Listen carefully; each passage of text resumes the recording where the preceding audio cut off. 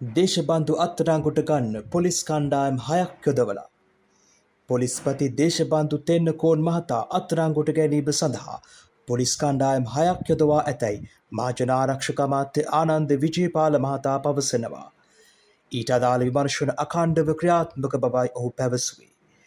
මොහු අත්අඩංගුවට ගන්නයි පසුගිය 28 වෙනිදා වරේන්තු නිකුත් කළේ මාතර මහේසත් අධිකරණය විසින්.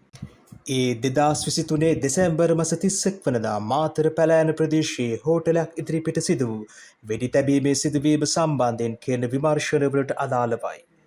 අනතුරුව ඔහුට විදෙස් ගමන් තහනමක්ද පනවනු ලැබුවා. මේ අතර මහජන ආරක්ෂක නියෝජ්‍ය අමාත්‍ය නීතිඥ සුනිල් වටකල මහතා ඊයේ ප්‍රකාශ කළේ අධිකරණය මගහරින වරේන්තුකරුවන්ගේ දේපල පවරා ගැනීමටද කටයුතු කරන බවයි. නීතිය ක්‍රියාත්මක කිරීමට තරාතිරම අදාළ නොවන බවයි එහිදී ඔහු අවධාරණය කළේ. දේශබාදු නීතිඥවරු මාර්ගයෙන් අභයාචනාධිකරණයට රීත් පෙත්සමක් ඉදිරිපත් කරයි.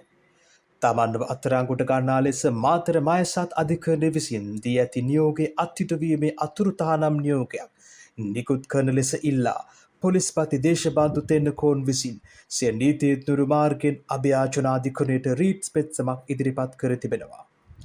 මෙම පෙත්සම අද අභයාචනාධිකරණයේදී වැඩබලන සභාපති මොහොබට් ලෆාර් තාහිර් සහ සරත් දිසානායකන් අයගෙන් සමන්විත අභයාචනාධිකරණ විනිසුරු මඩුල්ලක් ඉදිරි සලකා බැලීමටයි කැඳවනු ලැබුවේ.